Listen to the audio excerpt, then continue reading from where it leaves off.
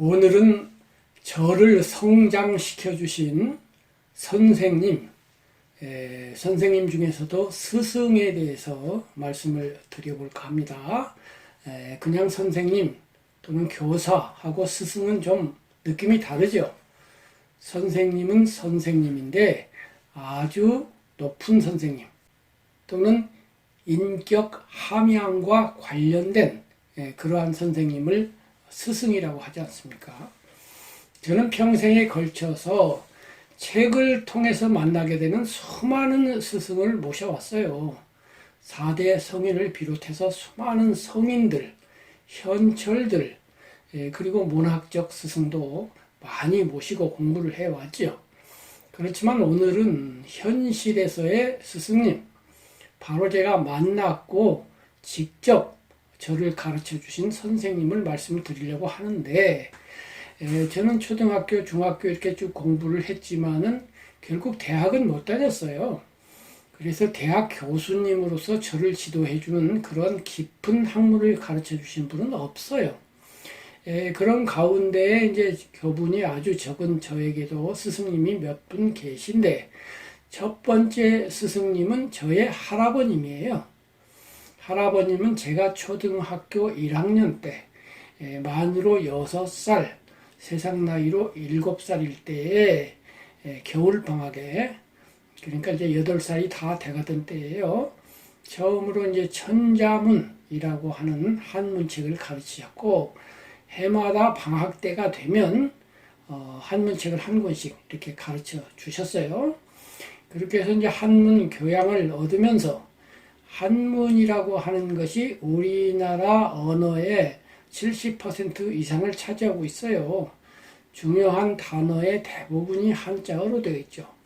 그래서 한자를 공부함으로써 우리나라 말을 정확하게 이해하는 데 많은 도움이 되었고요. 그 다음에 이제 한문 교육은 외우면서 해요.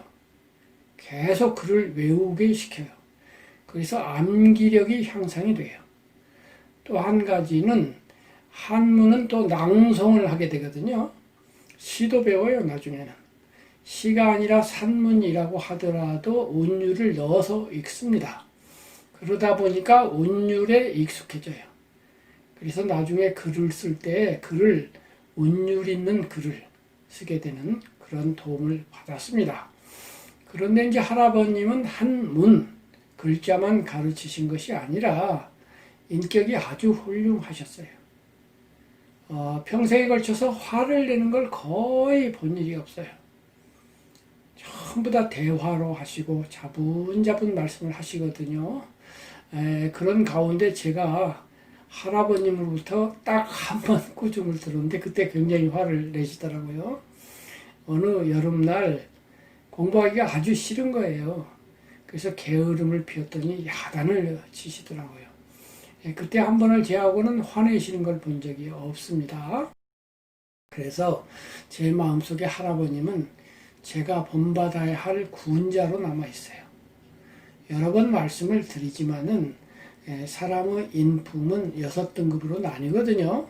처음에 악인, 나쁜 사람이 있고, 보통 사람, 범인 있고, 그 다음에 학인이 있어요. 공부를 하는 거죠. 인품을 향상시키기 위해서 노력을 하는 사람이에요. 그래서 이제 인품이 어느 정도 되었다 싶을 때 이제 군자거든요. 그 다음에 이제 현인이 있고, 현인 위에 성인, 만대의 사표가 되는 성인이 있죠. 그런데 이제 할아버님은 군자이시고, 저는 이제 학인으로서 아직도 할아버님을 닮으려고 애를 쓰고 있습니다.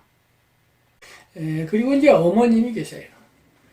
어머님은 이제 할아버지 같은 학식은 없으신데, 적어도 제가 지금까지 만난 사람 중에 제가 만난 데를 뭐 깊이 있게 어떤 사람을 보거나 그러지는 않았습니다만은 그래도 이렇게 보면은 대충 짐작은 가잖아요. 저 사람은 인품, 인성이 어떠하다. 대충 짐작은 가는데 사사로운 입장을 떠나서 객관적으로 생각해 본다고 노력을 할 때에 아무리 점수를 높게 쳐줘도 저희 어머님처럼 착한 사람은 본 적이 없어요. 그야말로 선녀예요. 그야말로 천사예요. 이야, 그 얘기를 너무 하면 너무 사적으로 흐를 것 같아서 그만두겠습니다. 지적인 교양을 받으신 건 아닌데 천품이 그러신지 수양을 많이 하셨는지 그건 모르겠어요. 당신 어깨에 짊어진 짐은요, 요즘 주부들이 아무리 힘들다고 해도요 10명분 넘습니다. 한 30명쯤 짊어지고 있었어요. 근데 단 한 번도 화내거나 짜증낸 거 본 적 없거든요. 할아버님은 화낸 거 본 적 있다고 그랬잖아요. 아니에요. 한 번도 화내거나 짜증내거나 우울하거나 그런 거 없어요. 이것이 객관적이라는 증거는 나중에 이제 제가 집사람하고 고향에 갔거든요. 고향에 이제 어머님 친구들이, 그때 이제 할머니들이죠. 길거리에 앉아서 이렇게 야채를 다듬고 계시더라고요. 그래서 제가 농담 삼아서 어머님들, 여기 저 집사람인데요. 제 집사람에게 어머님이 얼마나 착하셨는지 말씀 좀 해주세요. 그랬더니 이제 한 분이 아니 남편 보면 몰라? 이러시더라고요. 그래서 제가 아이고 그런 말씀 마세요.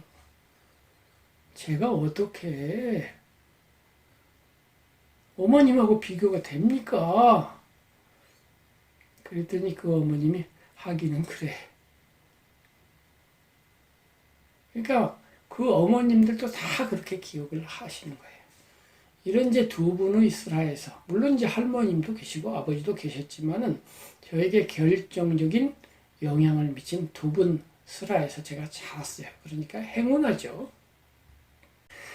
그런데 이제 두 분은 저의 사적인, 개인적인 관계니까 누군들 손자를 사랑 안 하고 누군들 아들을 사랑 안 하겠습니까? 그러니까 이제 3인칭으로서의 스승을 말씀드려야 되겠죠. 제가 평생에 걸쳐서 이분을 스승으로 모셨다라고 할 분은 두 분 있습니다.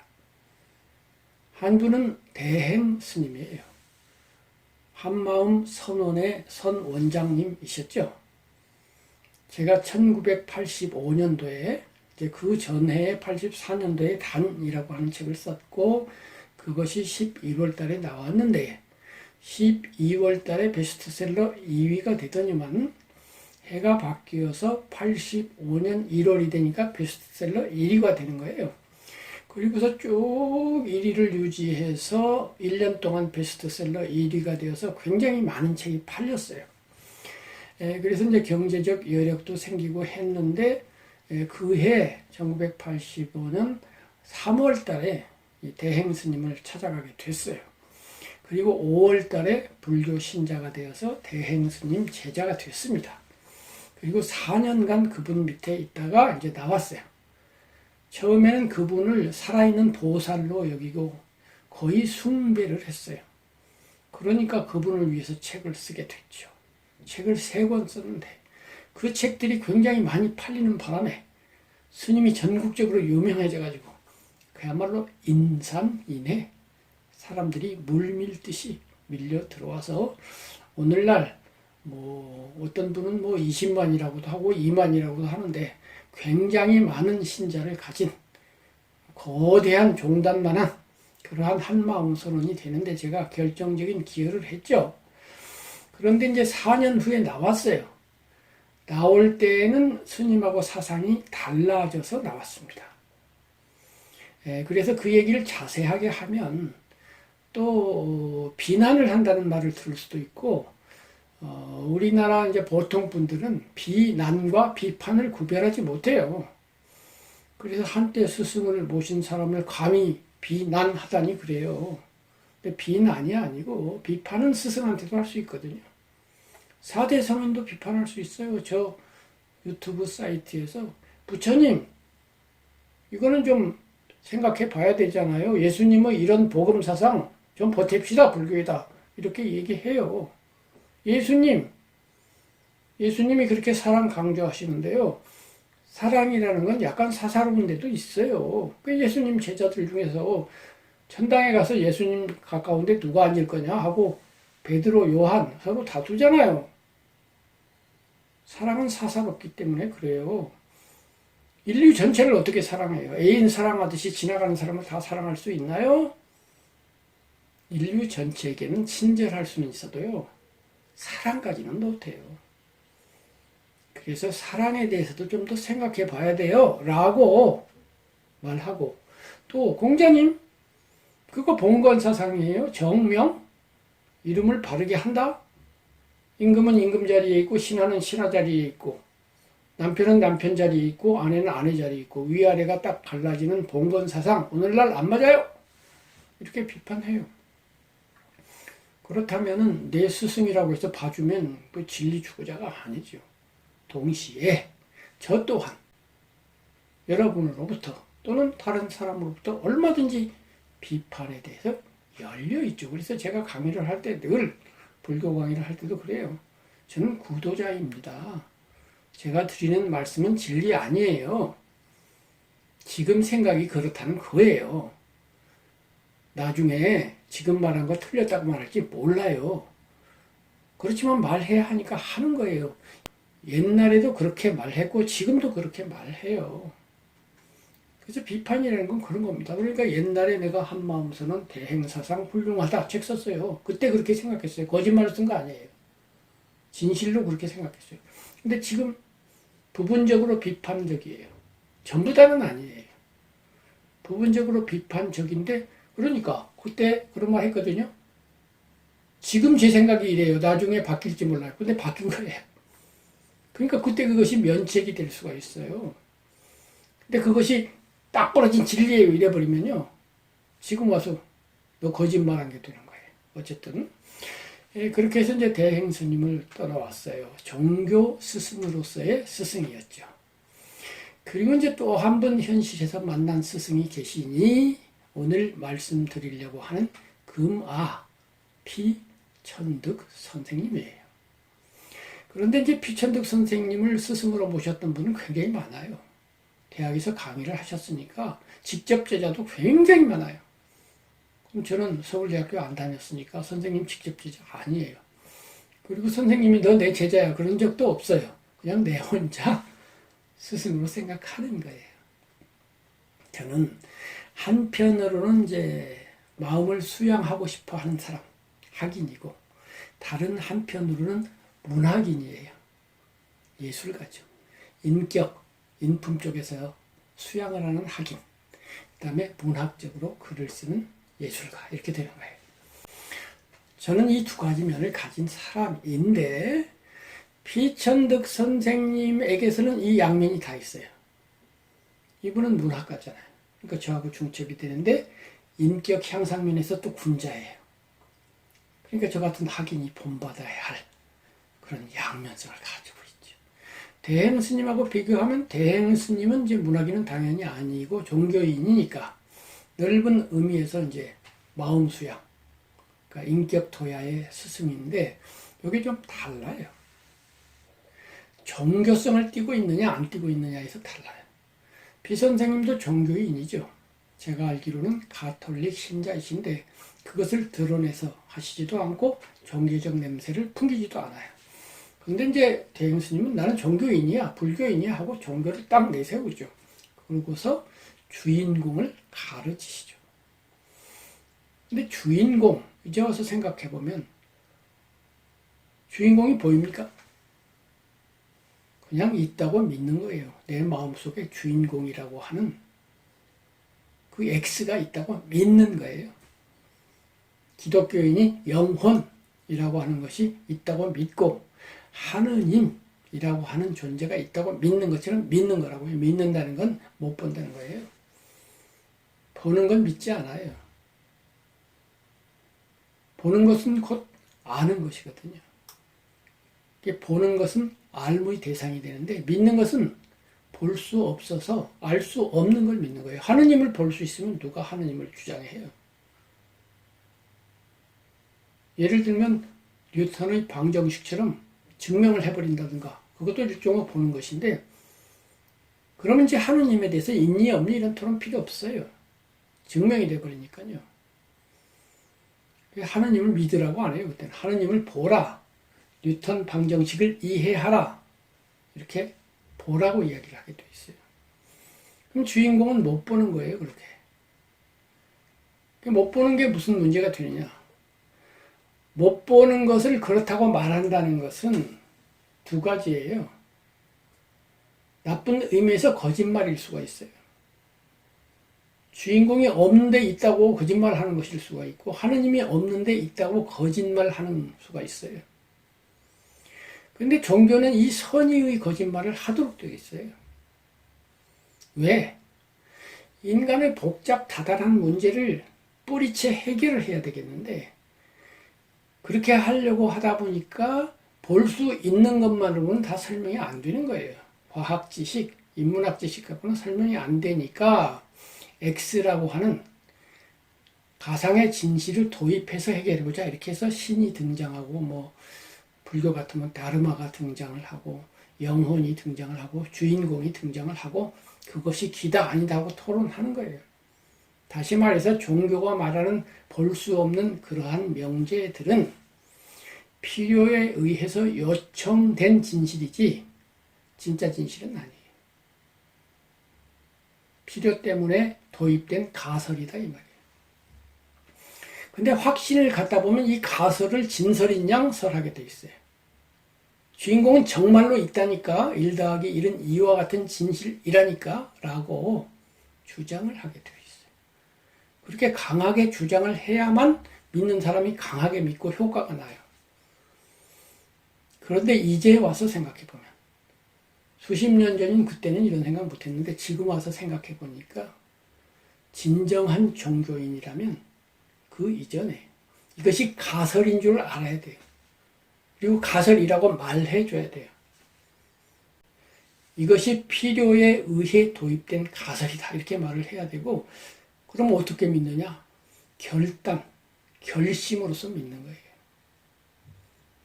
삶의 궁극적인 문제, 삶의 모든 문제 이것을 해결하기 위해서 하나의 가설을 도입했으니 신이 있다는 가설일 수도 있고 없다는 가설일 수도 있어요.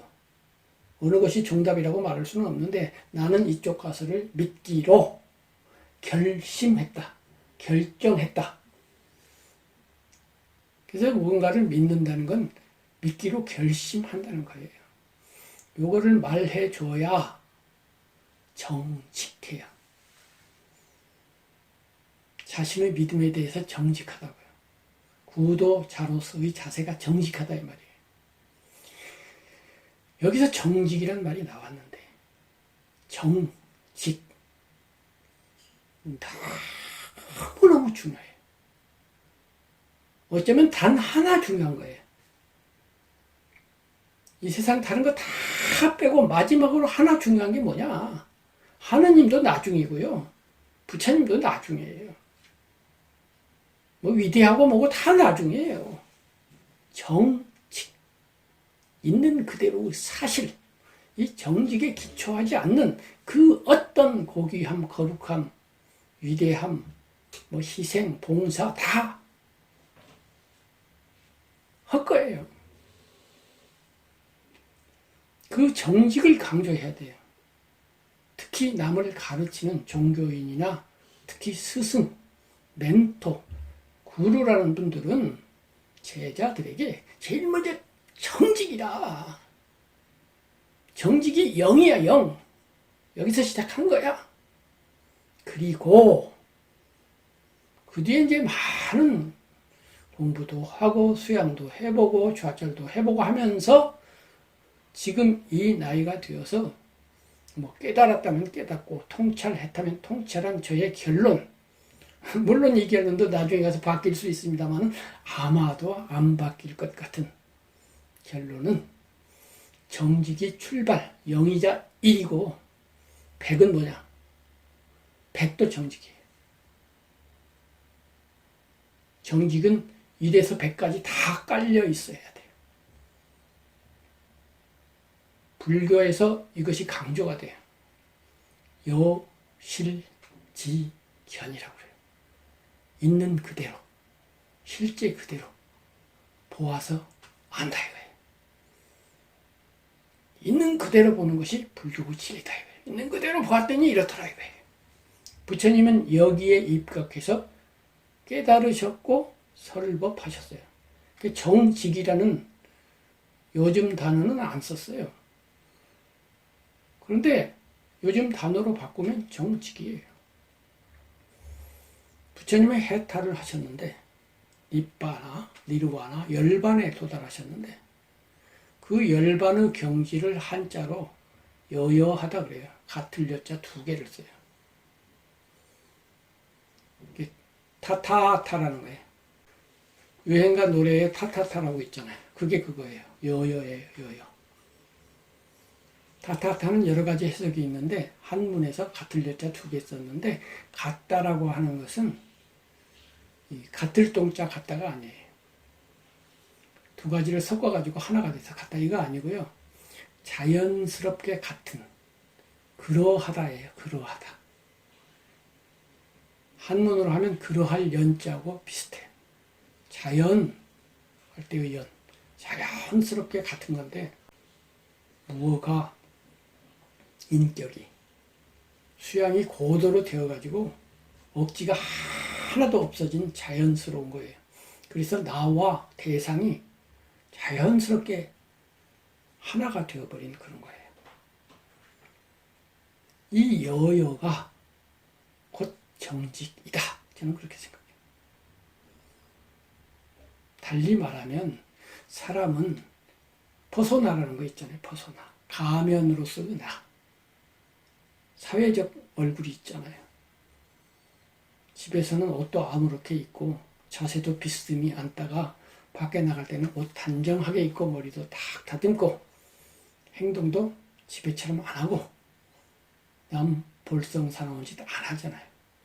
그게 이제 퍼소나, 가면으로서의 나예요.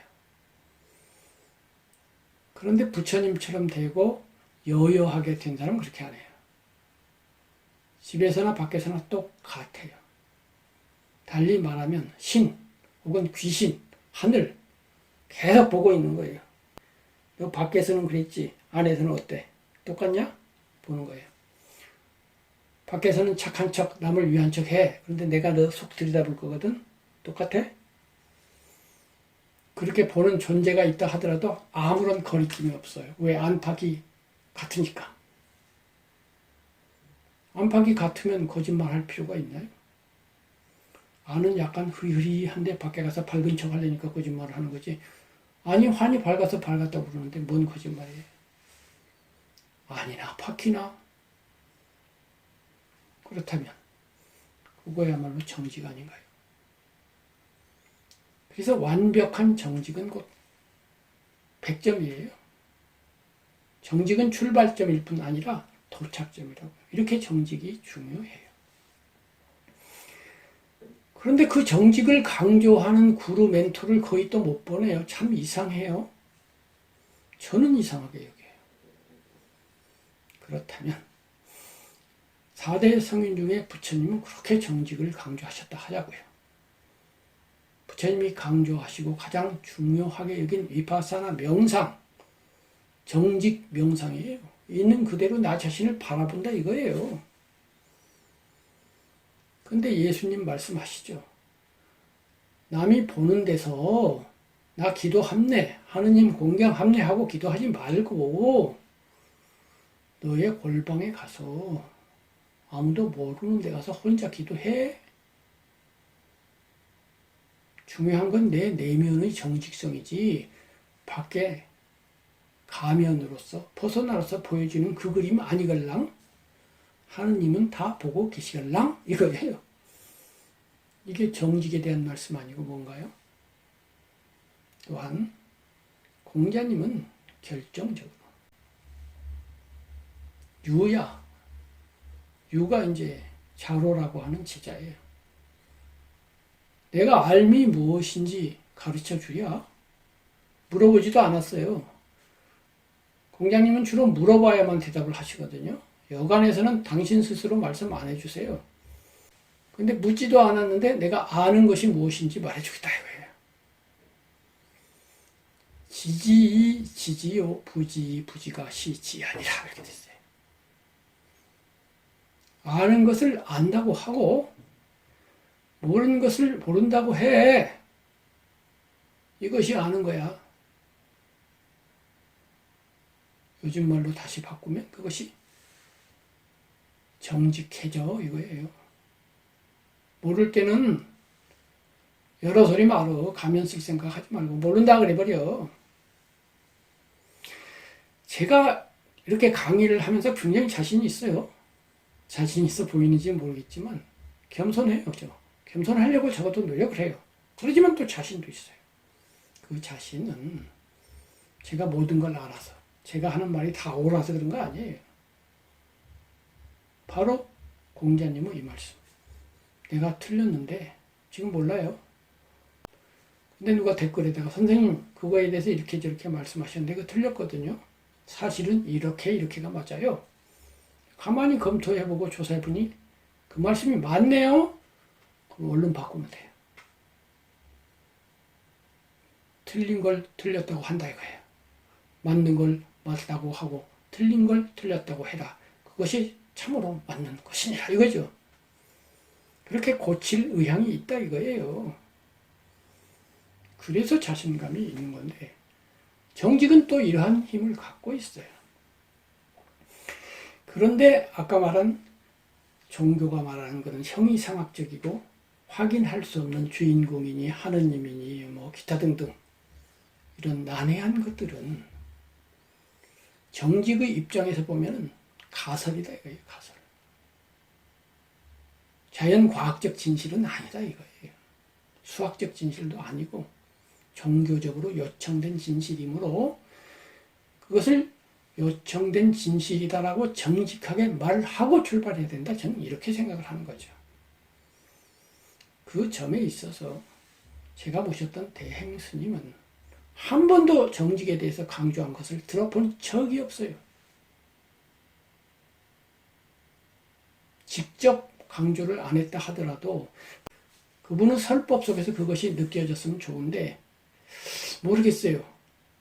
적어도 그 당시로서 저는 그 느낌을 받지 못하고 지금 기억해봐도 지금 제가 정직하려고 노력하는 그러한 기초를 내가 대행 스님에게서 얻었을까? 라고 물어보면 그렇다고 대답할 수 없어요. 그렇다면은 피천득 선생님은 어떠냐? 피천득 선생님은 대행 스님처럼 내가 높은 스승이다 안 해요. 아주 겸손해요. 근데 정직하세요. 나에게 자칭 제자인 저에게 정직해라 이렇게 말씀하신 적 없어요. 말씀 안 해도 상관없어요. 그분의 글이 정직의 기초에 있다는 것을 보면 알아요. 저처럼 글을 수십 년 쓰고 읽어온 사람은요. 좀 뭐한 얘기입니다만 서너 줄 읽으면 딱 옵니다. 이것이 부정직에 기초하고 있느냐 정직에 기초하고 있느냐 정직에 대한 튼튼한 사고, 훈련 이 훈련을 안 하면 부정직이 자꾸 끼어들어요. 거짓말을 한다는 게 아니에요. 자기도 모르게 약간 자기를 뻥튀기 하려고 하고 이게 나와요. 일반적으로 봐줄만 해요. 뭐 다 그렇게 사니까. 그것이 꼭 죄라고까지 할 수는 없으나 저같이 수양에 관심이 많은 사람으로서는 속 시원하지 않아요. 아주 정직하면 아주 통쾌하고 깔끔해요. 그런 사람은 그런 간단 명료하고 깔끔합니다. 중언, 부언, 우왕좌왕 이러니 저러니 긴 소리 없어요. 그리고 점점 향상이 돼서 군자까지는 글을 쓰지만 현인이 되고 성인이 되면 글 자체를 안 써버려요. 언어도 간명해요. 위대한 성인일수록 논리가 복잡하지 않습니다. 예전에 내가 배워야 할 모든 것은 유치원에서 배웠다. 이런 책이 베스트셀러가 된 적이 있어요. 미국의 어떤 목사님이 쓴 책이에요. 정말 훌륭한 말이에요. 쉽잖아요, 유치원에서 배운 거. 제일 중요한 게 뭐예요? 뭘 할 때는 차례를 서서 줄을 서가지고 해라. 새치기 끼어들지 말고. 아침에 식사를 했으면 이빨 잘 닦어. 처음에 선생님 만났으면 인사 잘해. 이런 거예요. 제일 중요한 게 정직해라 해요. 새치기 안 하려면 정직해야 되잖아. 그래서 4대 성인 말씀 그렇게 쉬워요. 근데 이제 점점 내려오면서 머리 좋은 사람들이 끼어들어서 복잡하게 만드는데 성인들은 간단하게 정직해 이러면 끝이에요. 그리고 정직해버려요. 진짜 정직한 사람이 정직해 그러면 여러 말 필요 없어요. 설명 안 해도 돼요. 그 말 듣고 와 정직해야 되겠네 이렇게 돼요. 근데 성인이 아니고 현인이에요. 한 등급 아래야. 그럼 왜 정직해야 하냐면 설명을 해야 돼요. 인격이 안 받쳐주니까. 그것까지는 괜찮아요. 군자로 내리면 말이 더 많아지고 저같이 학인이면 이렇게 긴 소리를 해야 돼요. 왜 정직해야 되냐면. 그래서 유치원에서 배우는 것이 사실 모든 것이에요. 그리고 유치원에서 배운 걸 그 작가는 수십 가지를 들었지만은 정리하면 하나뿐이에요. 정직해 이거예요. 그런데 이제 피 선생님이 정직하셨는데 그 정직이라고 하는 것이 군자 수준의 정직이죠. 성인 수준의 정직은 아닌 것 같아요. 하느님이 내려와서 피 선생님 속속들이 다 들여다보는데도 괜찮다. 그건 이제 성인이에요. 하늘을 우러러 나는 한 점 부끄러움이 없노라. 성인이죠.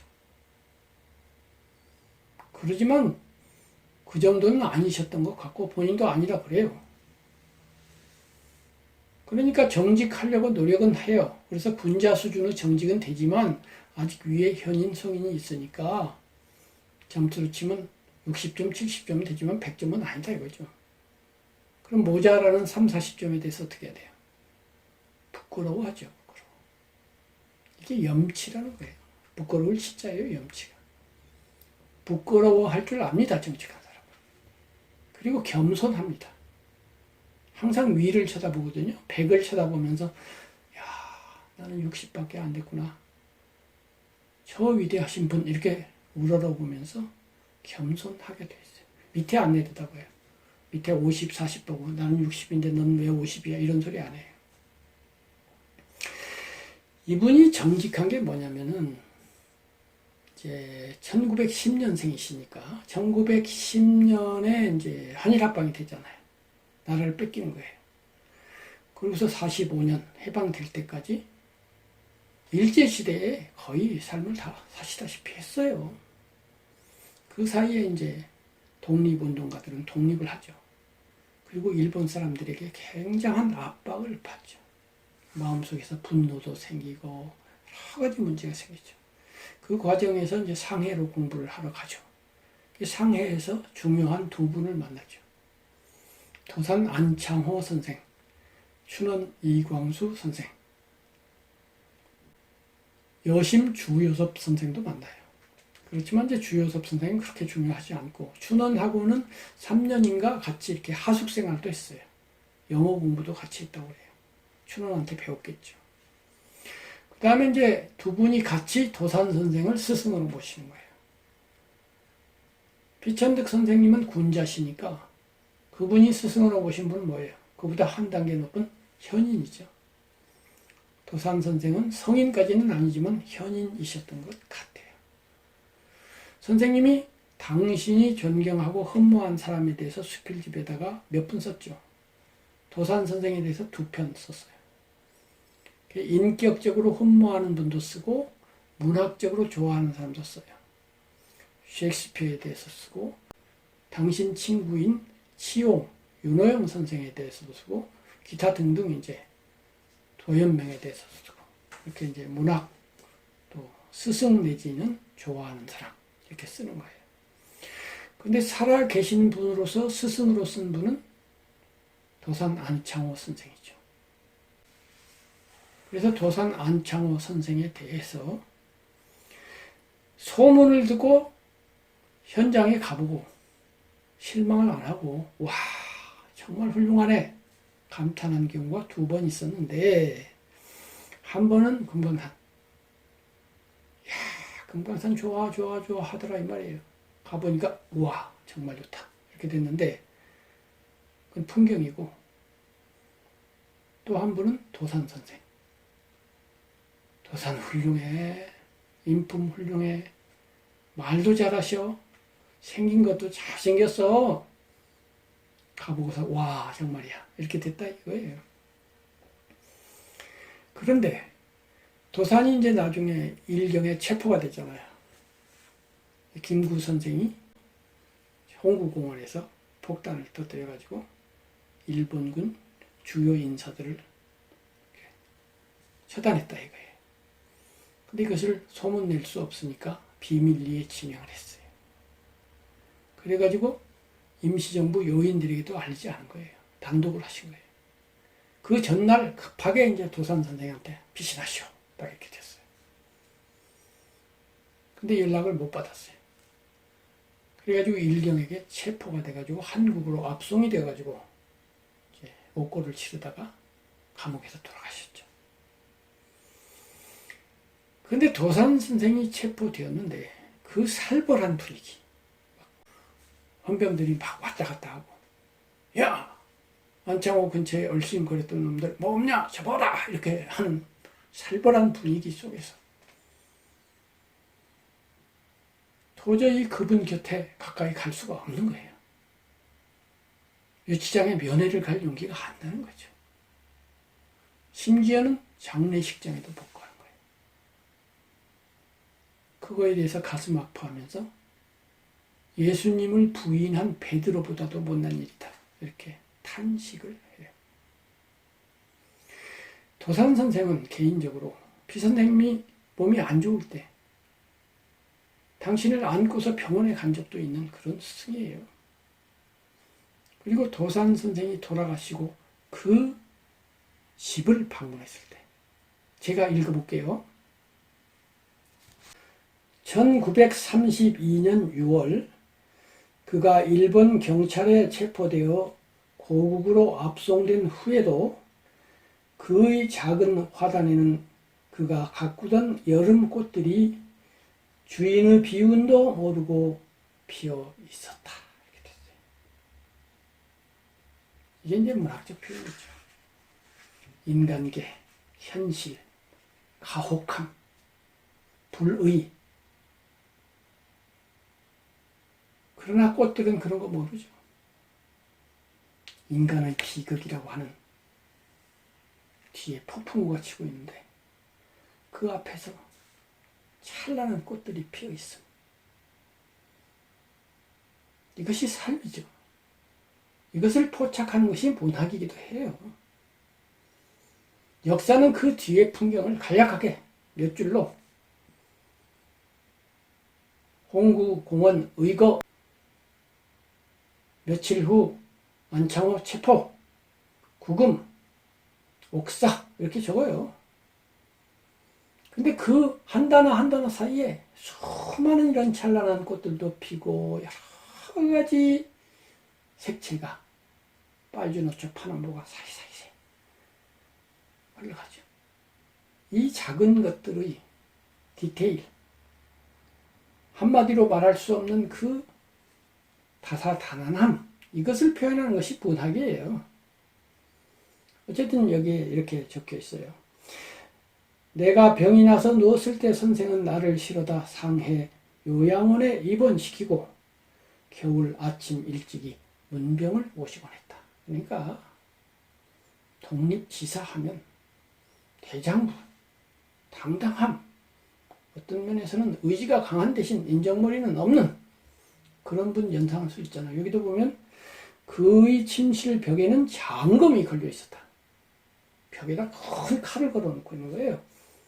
이는 그의 호신을 위해서가 아니라 누가 오면 이거 갖고 싸우려고 그런 것이 아니고 용기의 상징으로서 방을 장식하기 위해서였다. 그 칼을 보면서 내가 굽히는 자 되지 않으리라 이거예요. 이 앞에 또 이런 구절도 있어요. 도산은 혁명가요 민족적 지도자이기 이전에 인간으로서 높은 존재였다. 그는 위대한 사람들이 가지고 있는 이상스러운 데가 하나도 없었다.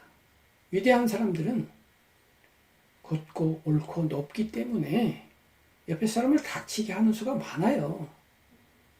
강직하면서도 다정다감하다. 이거 어렵거든요. 그런데 그렇지 않았던 거예요. 그리고 그 당시 위대하다고 알려진 김구 선생도 있었고 이승만도 있었잖아요. 이승만 독립운동이라고 하는 큰 기여를 했지만 권모술수를 많이 쓰셨잖아요. 김구 선생은 권모술수를 쓰시지 않았죠. 근데 여기 도산에 대해서 거짓말이나 권모술수를 쓰지 않았다. 거짓말 안 했대요. 제가 그렇게 강조한 정직이죠. 선생이 거짓말에 대한 질문을 했더니 말씀을 하시기를 거짓말이 허락되는 경우가 있다면 그렇게 아니하면 동지들에게 큰 해가 돌아올 때 하얀 거짓말을 해라 이 말이고 그다음에 그때도 가능하면 거짓말 하지 말고 그냥 침묵을 해라 이렇게 말씀하셨다는 거예요. 이 침묵 아주 중요합니다. 정직과 거짓말 이 두 가지만 생각하면 정직하기 어려워요. 애매모호할 때 있잖아요. 거짓말을 할 수도 없고 정직할 수도 없는데 그때 침묵하면 돼요. 침묵은 거짓말 아니잖아요. 집사람이 샤워하고 있는데 집사람 친구가 전화가 왔어요. 바꿔주세요. 그러면 예, 지금 무슨 일을 하고 있는데 조금 이따 전화를 드리도록 말해줄게요. 이렇게 하면 되는데 손쉽게 거짓말로 지금 밖에 나갔어요. 들어오면 얘기해줄게. 이렇게 하는 사람이 있어요. 샤워하고 있다고 말하기가 민망하니까 하는 말이긴 한데 굳이 그렇게 거짓말할 필요는 없잖아요. 그러니까 침묵, 중립적인 것 이거 좋다 이거죠. 그래 이제 이런 분인데 이렇게 정직한 분, 더군다나 개인적으로 내가 위급할 때 나를 도와주시는 따뜻한 마음을 가졌던 분, 집에서는 꽃을 기르시는 분, 그런 분인데 나는 선생님 장례에도 참석하지 못하였다. 일경의 감시가 무서웠던 것이다. 예수를 모른다고 한 베드로보다도 더 부끄러운 일이다 해서 부끄러움, 염치, 이 부끄러워할 줄 아는 것이 정직성인데 부끄러워한 행위는 100점이 아닌 거예요. 그렇지만 그것을 부끄러워했기 때문에 그 낙제점인 그 낙제자가 구제를 받아요. 그래서 우리는 성인이 아니고 완전히 정직하지 않은 이상은 부끄러워할 줄 알아야 돼요. 염치가 있어야 된다고요. 근데 시대가 말이죠. 염치 없는 시대로 가는 것 같아서 안타깝기는 합니다. 이 염치를 선생님이 보여주신 적이 있어요. 이거는 이제 책에서 읽은 거고요. 제가 직접 본 적이 있다고요. 아주 오래됐는데 KBS에서 선생님을 초청해가지고 그 인연이라고 하는 수필을 중심으로 1시간짜리 프로를 만들었어요. 그때 이제 사회자가, 아나운서가 선생님, 후학들에게 또는 국민들에게 좋은 말씀, 한 말씀 해주세요. 이렇게 하니까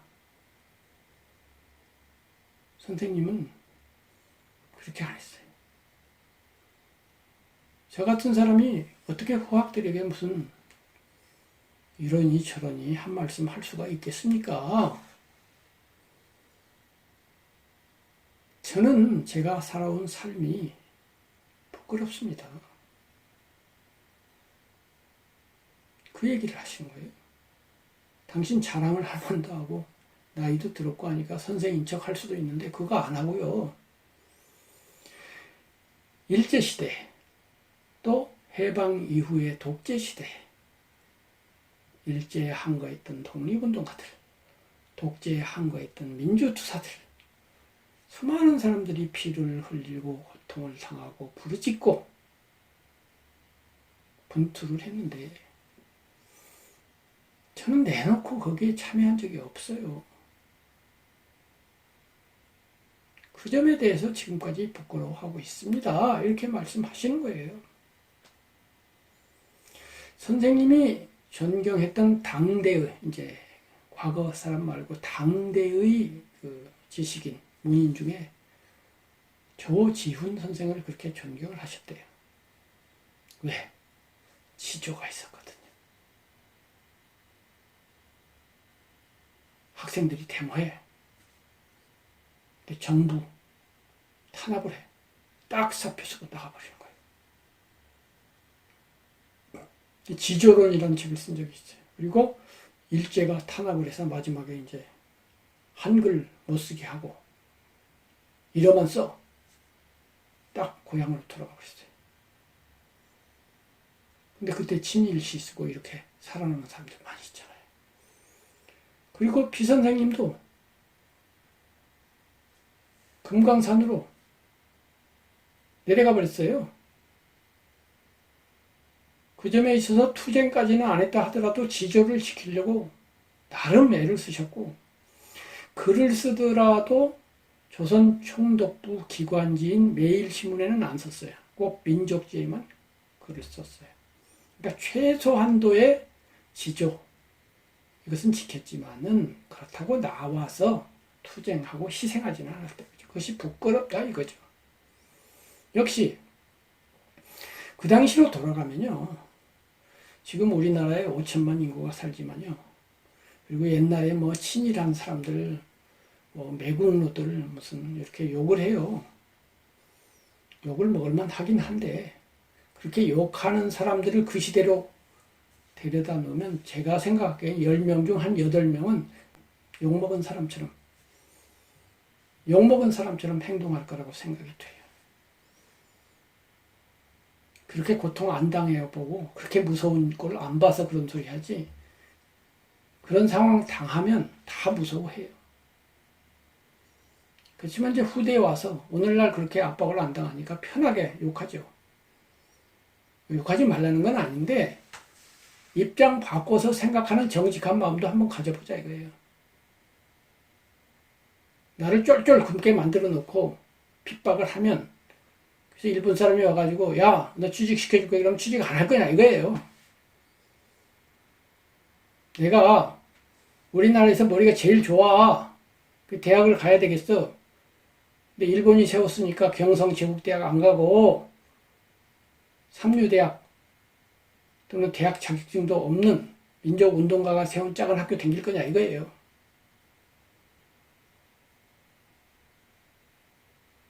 또 대학 졸업했어요.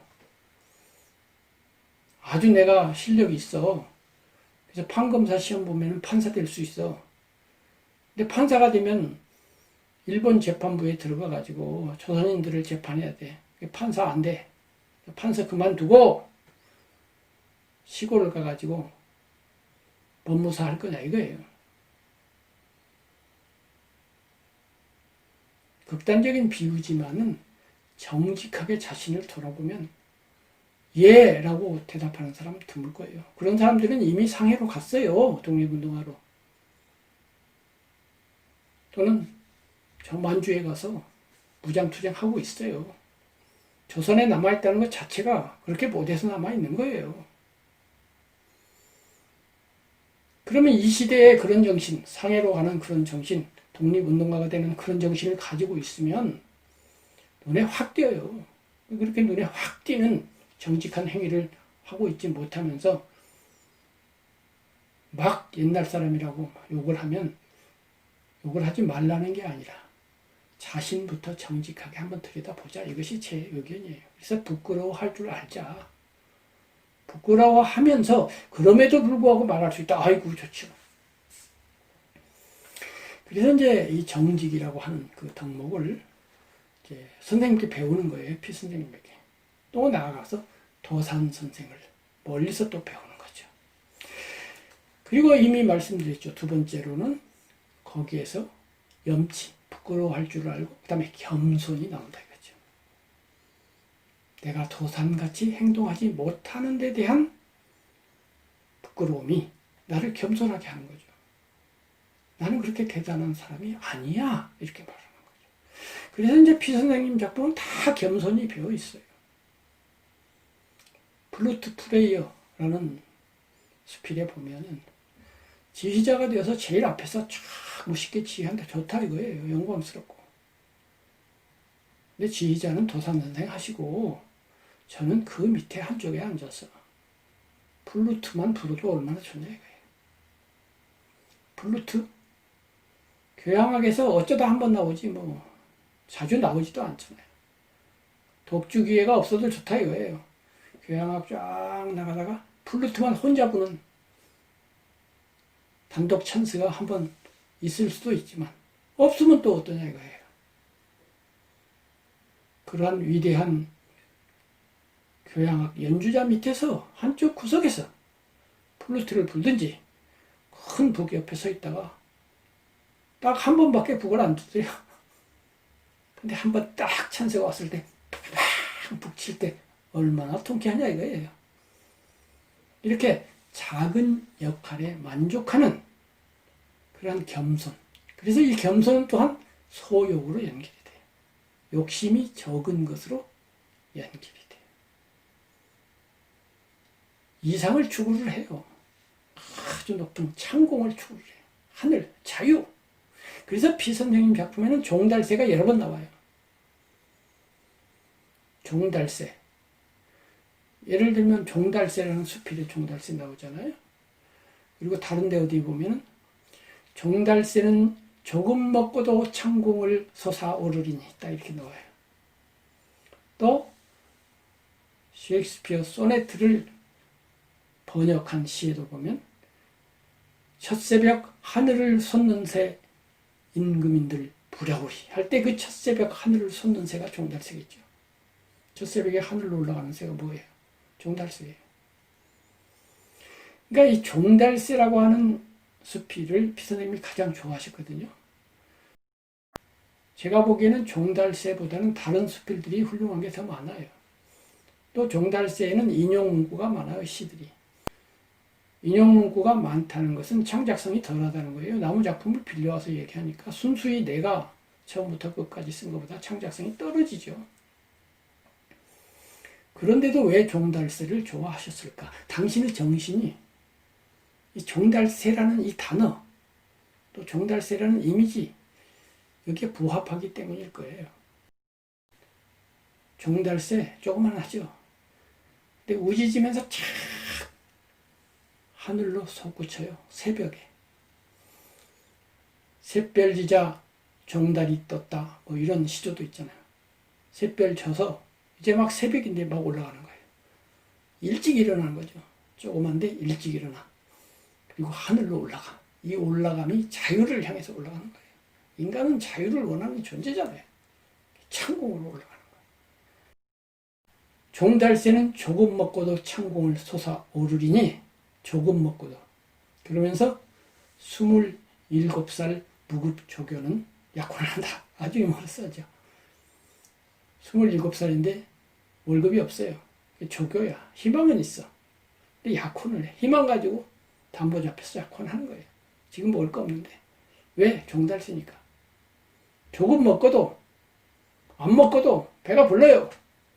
자유를 노래하면서 젊으니까 새벽이니까 이렇게 올라가는 거죠. 그래서 이제 선생님의 정신은 종달새, 자유를 꿈꾸는 종달새. 이런 정신을 갖고 있어요. 이 정신은 도산이라든가 이런 당신이 모셨던 스승, 그 스승의 흠모를 배경으로 하고 있는 거예요. 그 스승이 창공인 거죠. 또는 그 창공을 나른 더 높은 큰 세계죠. 독수리 뭐 이런 거겠죠. 그 창공은 또 자유겠죠. 또 이상이겠죠. 인간이 도달해야 하는 아주 고매한 이상. 어쨌든 그쪽을 향해서 나가는 거예요. 비록 소욕하지만 또는 소욕하기 때문에 마음이 조촐하고 겸손하기 때문에 그런 높은 정신을 우러러보면서 사는 거죠. 그래서 이러한 정신으로서 그분이 성인이 되고 현인이 되지는 않았지만 군자는 되셨단 말이에요. 군자가 얼마나 훌륭해요. 꼭 도산만큼 돼야 되는 건 아니잖아요. 되면야 좋죠. 하지만 그런 분은 아주 귀하죠. 그분을 존경하고 부끄러워하는 그런 수준만 해도 괜찮아요. 뻔뻔한 사람 얼마나 많아요. 그래서 저는 이제 이러한 선생님이라고 하는 군자를 또 선생님이 도산을 쳐다보면서 배우고 있는 거예요, 평생. 저도 종달새 되고 싶은 거예요.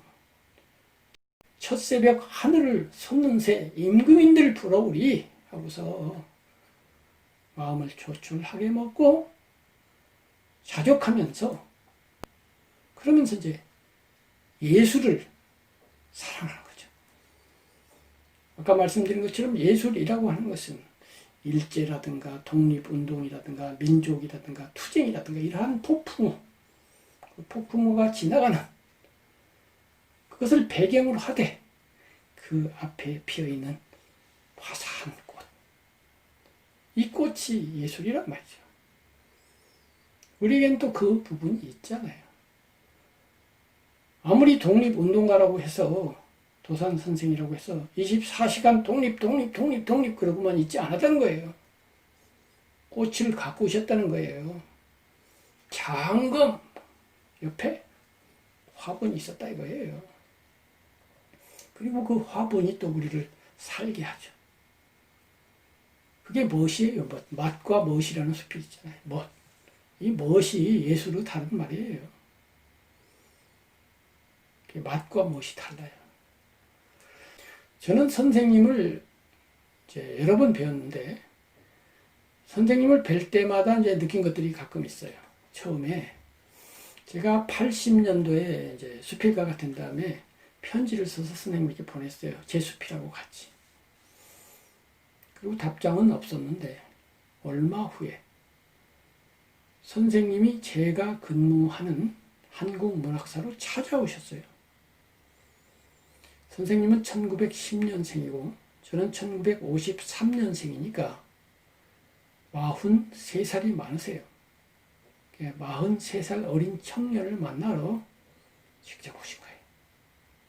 그리고서 저를 데리고 또 같이 근무하던 한분순 시인과 함께 셋이서 롯데 호텔에 가서 이제 차를 사주시는 거예요. 그렇게 어린 저를 만나러 후학을 만나러 직접 와 주시는 전화를 하신 것도 아니고 전화로 잘 읽었어 고맙소 이런 것도 아니고 또 한번 찾아오소 하고 당신 집으로 오라고 한 것도 아니고 당신이 직접 오신 것 이것이 이제 작은 인연을 소중하게 여기시고 또 겸손하신 그러한 선생님의 마음이 거기서 느껴졌어요. 또 그 뒤에 이제 한번 오셨는데 그때가 마침 추석을 얼마 앞둔 때였어요. 그런데 이제 저희 근무하는 데에서 한 100m에서 200m도 못 가가지고 그 일조각이라는 출판사가 있었어요.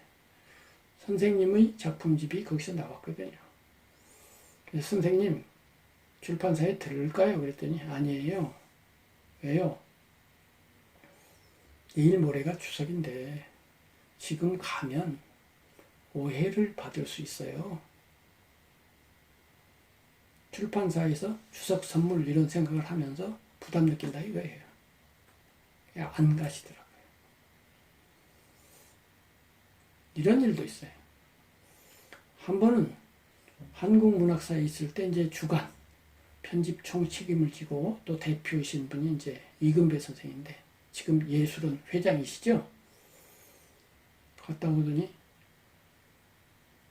문학상 시상식에 다녀왔어. 무슨 시상식인데요? 수필문학이라고 하는 잡지에서 제1회 수필문학 대상을 선정해서 발표를 했는데 비천득 선생님이 1회 수상자로 상을 받으셨다고. 예.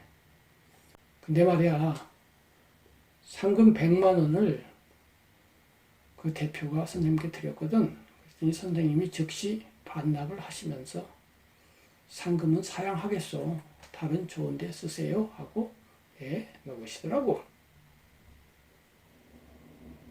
선생님은 그런 분이에요.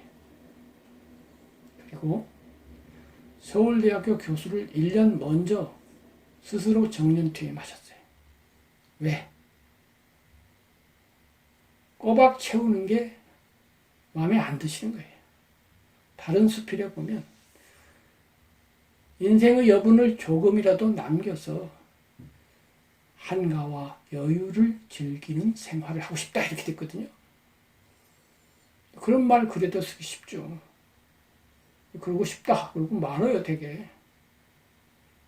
근데 좀 더 정직하신 선생님, 한가와 여유를 즐기고 싶다. 정말로 즐기고 싶은 거예요. 그리고 정말로 1년 먼저 퇴임하는 거예요. 말로만 그렇게 하고 안 하는 게 아니고 하는 거라고. 이게 정직이라고요. 이런 일도 있어요.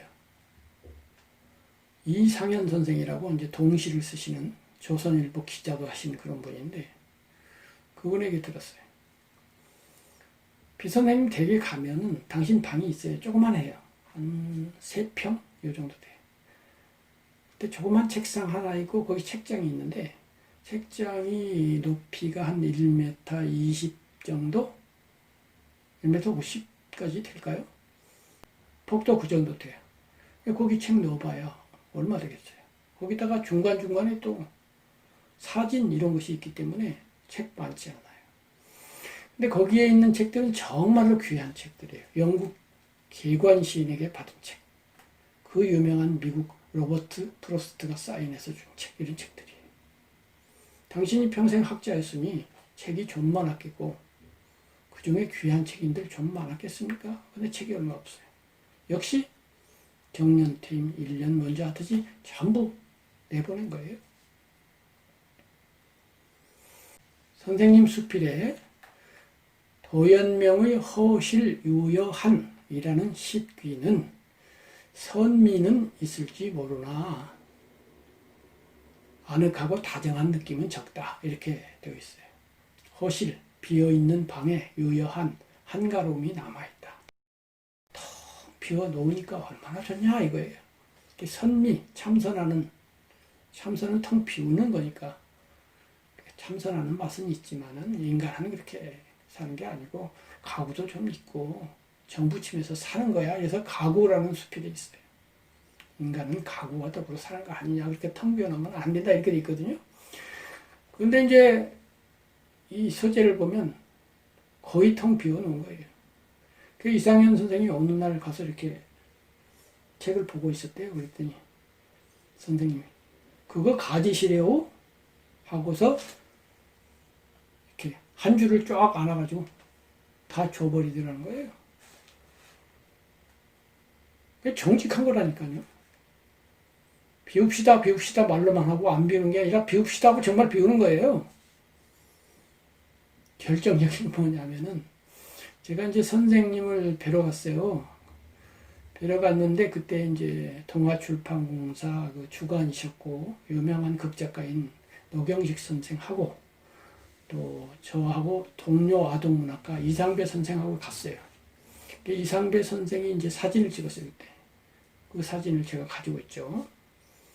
이 사진에서도 나타나는데 선생님이 사람 오면 거실에다가 그야말로 개다리 소반을 하나 두세요.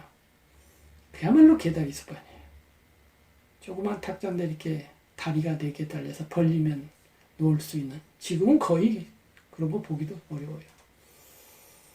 선생님이 좀 멋을 낼 수도 있잖아요.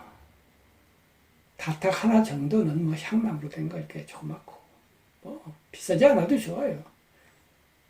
그리고 찻잔도 그럴듯한 거 이렇게 놓고 손님 오면 이렇게 그야말로 향취를 느낄 수 있는 그런 거 해도 되잖아요. 아니요, 그냥 개다리 솥반이에요. 그야말로 가구와 더불어 산다고 그래놓고는 멋있는 가구 없다 이거예요. 그래서 이상배 선생님이 그 말씀하세요. 그거 보고 놀랬다고. 그리고 벽에도 거실 벽에도 아무런 그림 한 장 없어요. 또 어떤 유명한 이제 출판사에서 큰 출판사에서 아까 말한 일조각에서 책을 냈는데 많이 안 팔리는 거예요. 그런데 출판계 사정을 잘 아신 분이 피선생님 수필집을 가지고 와서 광고를 잘하면 엄청 팔릴 것 같거든요. 그래서 제가 10만 부 인쇄를 먼저 드릴 테니까 저한테 넘기세요. 이렇게 했어요. 그랬더니 선생님이 아무도 책 안 내줄 때 일조각에서 책을 내줬어요. 의리가 있지. 나는 그렇게 할 수 없어요. 안 줬어요. 그리고 그 뒤에 이제 샘터사에서 그 책을 내니까 10만 부가 뭡니까? 수십만 부가 팔리잖아요. 그러니까 이제 그 출판사가 잘 알기는 알았는데 선생님은 돈이 지금 문제가 아니다 이거죠. 이런 분이 선생님이에요. 그래서 선생님께 저는 정직을 배우고 염치를 배우고 겸손을 배우고 그다음에 소욕지족, 욕심 적은 거에 대해서 배우는데 결정적으로 예술에 대해서 배운다 이거예요. 어떤 면에서 이것이 핵심이에요. 이 역시 이제 제가 선생님 찾아뵀을 때 선생님에게 직접 들은 거예요. 엄자릉 이야기예요. 엄자릉이라고 하는 사람은 이제 중국 사람입니다. 이름이 엄광이에요. 원래는 엄씨가 아니라 장씨였는데 중국에서는 이제 황제하고 이름이 같으면 이름을 바꿔야 돼요. 그래서 성씨가 바뀌어갖고 엄씨가 됐는데 이름은 광이에요. 그리고 자가 자릉이에요. 근데 이제 한무제라고 있죠. 광무제라고 그래요. 한나라가 전환시대가 쭉 되다가 왕망이라고 하는 사람이 찬탈을 했다가 그 왕망을 내치고 다시 황제가 된 사람이에요. 이 사람이 이제 초야에 있다가 이제 황제가 된 거예요. 근데 초야에 있을 때 이 엄자릉하고 이 광무제하고 친구였어요. 황제가 된 다음에 옛날 친구들을 불러다가 좋은 자리 다 시켰어요. 엄광도 부르려고 하는데 엄광은 이름도 바꾸고 숨어버려가지고 찾을 수가 없는 거예요. 그래서 그림을 그려가지고 이렇게 생긴 사람 찾아라 해가지고 결국 찾았어요. 찾아가지고 궁궐로 들어왔어요. 그래서 같이 어릴 때처럼 어릴 때 친구로 대접하는 거예요. 황제로서 넌 신하야가 아니라 야 잘 왔냐 하고서 야야 그러면서 황제랑 같이 노는 거예요. 잠을 잤어요. 그 이튿날 아침에 되니까 천문을 보는 관리가 와가지고 큰일 났습니다. 왜? 밤에 천문을 보니까 황제 자리를 다른 별이 침노를 하고 있어요. 그랬더니 황제가 웃으면서 왠지 설화죠. 진짜 그랬는지는 모르겠어요. 걱정하지 마라. 어저께 자릉이하고 내가 둘이 놀다가 같은 방에서 잤는데 자릉이가 한쪽 다리를 내 배에다 얹더라고. 이런 이야기가 있어요. 그래서 이제 간의대부라고 하는 벼슬을 내리려고 했어요. 간의대부면 이제 우리나라로 치면 한 장관급 돼. 근데 이튿날 아침 보니까 사라지고 없어요. 벼슬 같은 건 안 한다 이거예요. 사라졌어요. 그리고 아무리 찾아도 찾을 수가 없는 거예요. 정말로 소욕지족하는 사람이에요. 높은 자리 다 싫어나 라고 말하는 사람 많아요. 근데 정말로 싫은 사람은 별로 없거든요. 정말로 싫어서 가버렸어요. 그래서 이제 엄자릉이 유명한데 나중에 송나라 때 범중엄이라고 하는 사람이 있었어요. 이 사람이 이제 그 지역의 태수가 됐어요. 근데 이 사람이 굉장히 훌륭한 사람이에요. 유교적 덕목을 정말로 갖추고 그야말로 지구평천하의 뜻을 가진 강직하면서 아주 올곧은 사람이에요.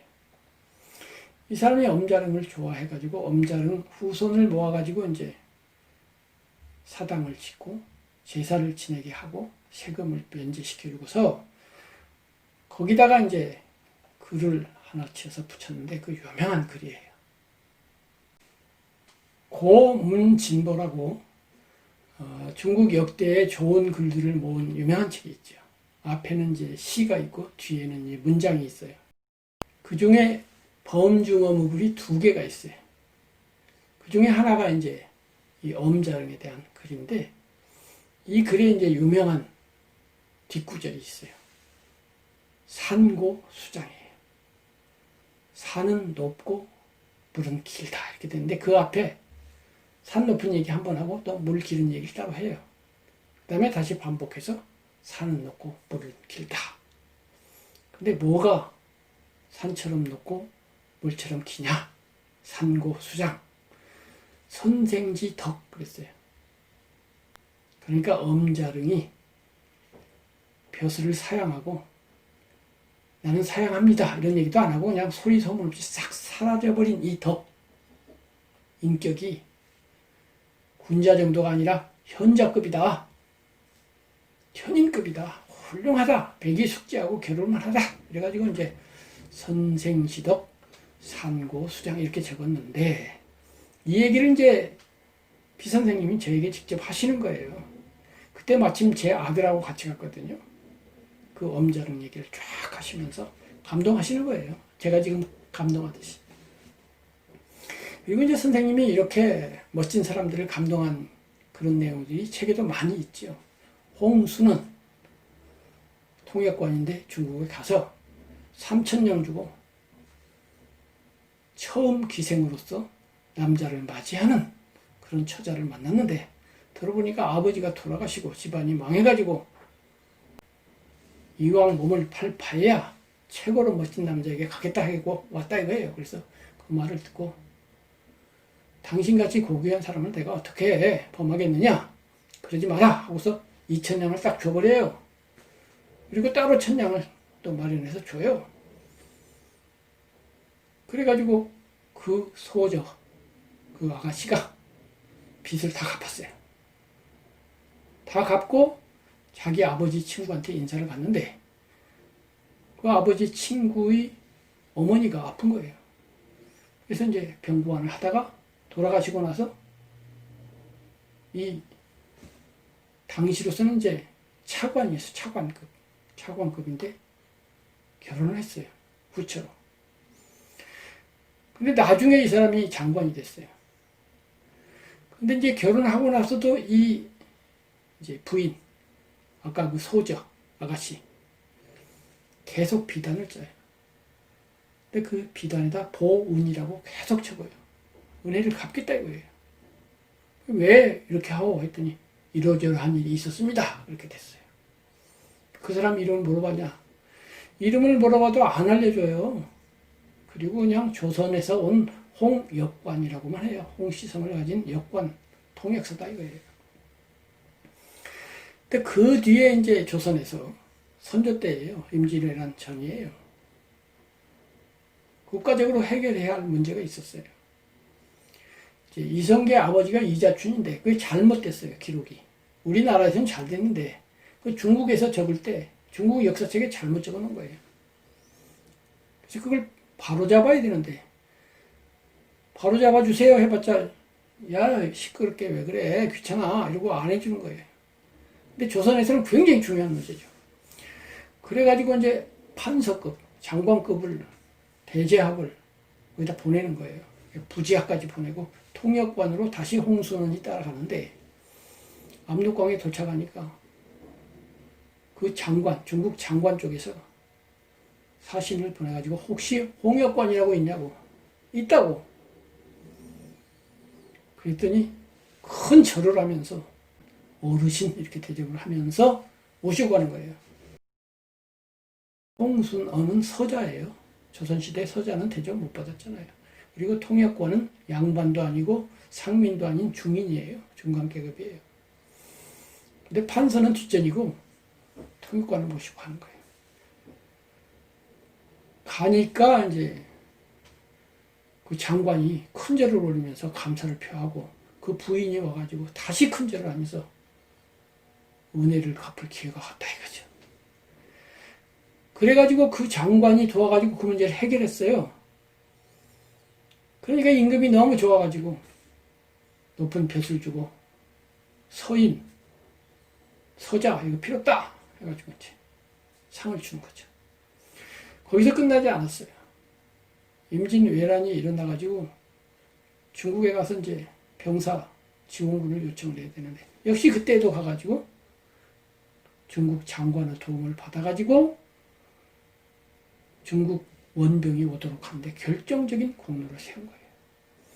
이 홍순원에 대해서 이제 피 선생님이 야, 그 멋진 사나이야 하고 멋이라는 관점에서 그 얘기를 했는데 역시 엄광, 엄자름, 벼슬을 버리고 간 사람 있잖아요. 그거에 대해서 범중엄이 나중에 이제 글을 쓰면서 사당을 지으면서 거기다가 선생지덕 산고수장 썼더라 이거예요. 선생의 덕은 산처럼 높고 물처럼 길다 이렇게 됐는데 그 옆에 친구가 있었어요. 범중엄 옆에 친구가 이름이 이태백이에요. 유명한 시인 이태백하고 똑같아요. 이태백 그 태는 클 태자인데 큰 태자에 점 하나 찍은 태자고 이 사람 태백은 역시 클 태자는 클 태자인데 또 다른 클 태자가 있잖아요. 이태백인데 이름은 관이라는 사람인데 이 사람이 이 글을 보고는 이야 글 좋다. 이 글 후대에 길이 남을 거야. 그런데 하고서 토를 타는 거예요. 한 글자가 마음에 걸리는데 뭐가요? 선생지덕 산고수장 했는데 덕자가 마음에 걸려. 왜요? 그러지 말고 풍자로 고칩시다 이렇게 됐어요. 바람풍자예요. 그래서 현재 선생지 풍 만고수장 이렇게 됐어요. 근데 이제 피 선생님에게 이 말씀을 들을 때 피 선생님은 약간 사실관계에서 오류가 있더라고요. 피 선생님이 기억하고 있기로는 이제 선생지덕 만고수장이라고 큰 비를 세웠다는 거예요. 근데 후대에 어떤 시인인지 선비가 지나가다가 그걸 보고 이거 잘못됐어. 덕자를 풍자로 고쳐. 그래갖고 풍자로 고쳤다. 이렇게 알고 계시더라고요. 근데 제가 이제 조사를 해보니까 그게 아니고 현장에서 이 태백이라고 그 말 해준 사람 이름까지 나와요. 그러니까 고쳤어요. 그러면 덕과 풍이 뭐가 다르냐 그죠? 간단히 말하면 풍이 멋이에요. 멋. 다른 말로 하면 예술이라고요. 그러니까 엄자릉이 벼슬을 사양하고 천하게 바람처럼 물처럼 김작가처럼 떠난 그것을 덕, 윤리적, 도덕적, 인격적 그런 도덕으로 볼 것이냐 아니면 멋으로 볼 거냐 예술로 볼 거냐 해요. 엄청난 차이가 있죠. 윤리, 도덕. 도형으로 치면 네모죠, 네모. 네모 반듯한, 깍듯한 정사각형. 그거 아니야. 원, 타원. 굽이치는 타원. 멋. 가벼워. 풍이야, 바람풍. 풍류라고. 뭐 이렇게 무겁게 덕이니 뭐 윤리니 왜 이런 소리 해? 예술이잖아, 예술. 모차르트 음악이잖아. 빠빠빠빠빠빠빠빠빠빠빠 이거야. 인생이라는 것이 통달하게 되면 예술이 되는 거야. 도덕이라는 것도 낮은 수준에서 네모지. 통달해서 성인급이 되면은 종심소욕 부리고라고 그랬잖아.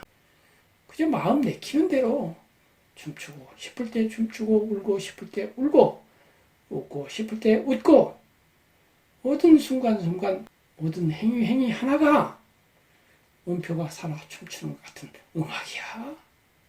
시야. 이렇게 된 거예요. 그래서 이제 선생님에게 제가 그 말씀을 들으면서 많은 생각을 했어요. 그렇다. 인격이라고 하는 것도 도덕으로 훈련이 되지만 마지막에는 예술경에 도달해야 된다. 그랬더니 또 나중에 그런 일 많잖아요. 무슨 책을 만났는데 그래 내가 이거 생각했어 하고 책에서 만나는 경우도 있고 내가 꼭 필요한 책이 그때 딱 내 앞에 오는 그런 경우가 있죠. 그 뒤에 중국 학자가 쓴 책을 만났는데 공자의 인격적 예술경에 대해서 논하고 있더라고요. 공자의 인품이 윤리 도덕으로 다듬어졌는데 마지막에는 예술적 경지가 됐더라 이거예요. 멋이 됐더라 이거예요. 풍이 됐더라 이거예요. 선생지 덕이 아니라 선생지 풍, 산고 수장, 산처럼 높고 물처럼 길다 이렇게 됐더라 이거예요. 이렇게 이제 제가 선생님에게 한편으로는 덕을 배우는 거예요.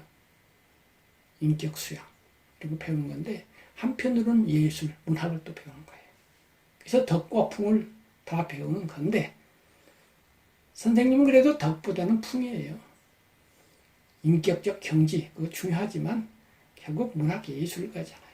그리고 그것은 한 구절로 요약할 수 있죠.